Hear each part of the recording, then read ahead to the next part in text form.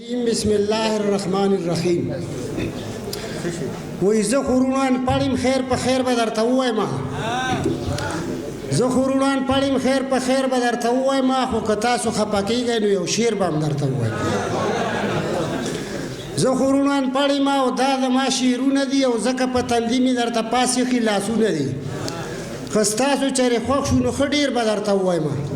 زه خورونان پړم خیر په خیر به درته ووایم. زما خو مزاحیه غونته دغه دی نو ګورې انپړ یم هر څه چې وایم.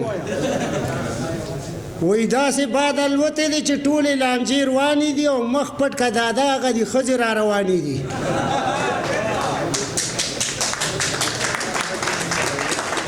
داسې باد الوتی دی چې ټولې لانجې روانې دي او مخ پټ که دادا هغه دي ښځې را روانې دي. داسې قانون پاسې چې اوس مخ به نارینه پټي او کور کې ماتې ګوډې له پیسې به زنانه پټي او څوک چې د کوم مشر شي هغه به خزانه پټي.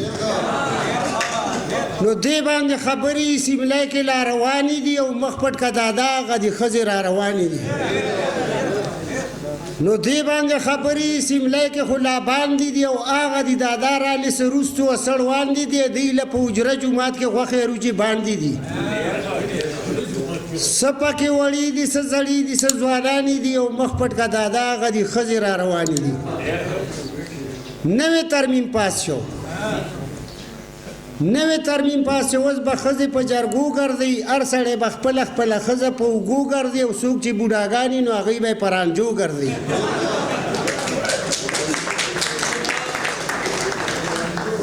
نوی ترمیم پاس اوس به ښځې په جرګو ګرځي، هر سړی به خپله خپله ښځه په اوږو ګرځي او څوک چې بوډاګانې نو هغوی به یې په رانجو ګرځي. نو ګوره سړي جاړي ښځې شنې په خنداګانې دي او مخ پټ که دادا هغه دي ښځې را روانې دي. زنګ د پاکستان مشران دغه یو قانون غواړي، نه خوښوي کمیس پرتوږدي ښځو ته پتلون غواړي او ښه سړی دی نه پرېږدي بچی د اپلاتون غواړي.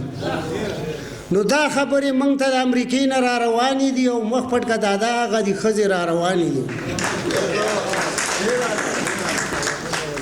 نوي پاکستان کې به اوس ښځې مزدوري راوړي، کور کې به سړي ناست دي او دوی به اوګرهي راوړي او ډېرو ښځو ووایي چې بچي به نور سړي راوړي.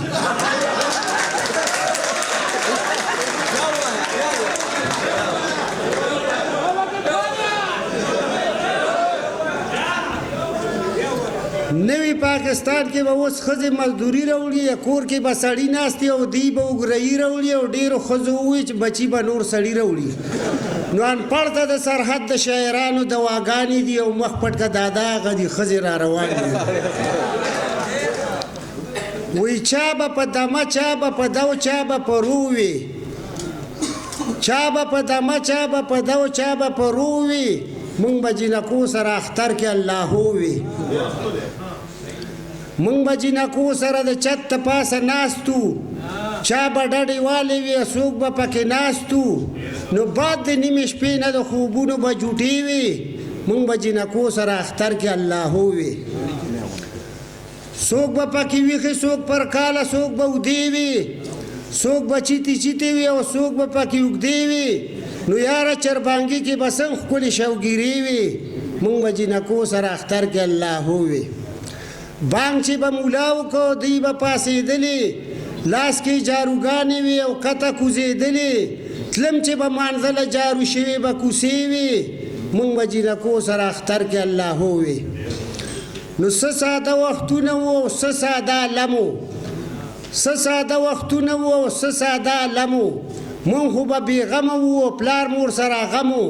نو سبحان به د توتي په ژبه هغوی به د خارو وي، مونږ به جنکو سره اختر کې اللهو وي. اسلام علیکم.